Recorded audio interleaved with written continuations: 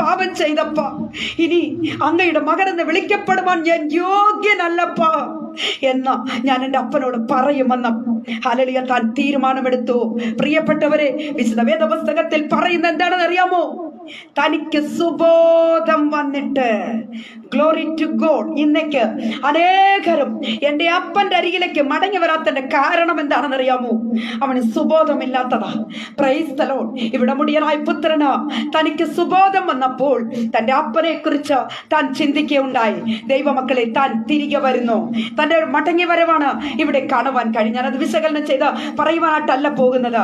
ദൈവമക്കളെ, ഹല്ലേലൂയ, മടങ്ങി വരട്ടെ. Price the Lord. ദൈവമക്കളെ, താൻ അപ്പന്റെ അരികിലേക്ക് മടങ്ങി വരുന്നത് നമുക്ക് കാണുവാൻ കഴിയുന്നു. ഇന്ന് ഈ വൈകിയ വേളയിൽ എന്റെ ശബ്ദം കേട്ടുകൊണ്ടിരിക്കുന്ന സഹോദരങ്ങളെ, നമ്മുടെ യേശു കർത്താവിന്റെ അരികിലേക്ക് ഒന്ന് മടങ്ങി വരണമേ. Praise the Lord.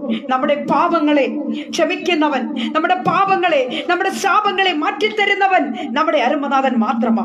എന്റെ കർത്താവിങ്കിലേക്ക് ഒന്ന് മടങ്ങി വരണമേ. Praise the Lord. ദൈവമക്കളെ, ഞാൻ വളരെ പെട്ടെന്ന് കടന്നു വരട്ടെ, സമയം കടന്നു പോകുന്നു. Praise the Lord. ഹല്ലേലൂയ. രണ്ടാമതായിട്ട് താൻ പരാജയപ്പെട്ടതിന്റെ രണ്ടാമത്തെ പടി, താലന്ത് കുഴിച്ചിടുവാനുള്ള കാരണം ഭയമായിരുന്നു. Praise the Lord.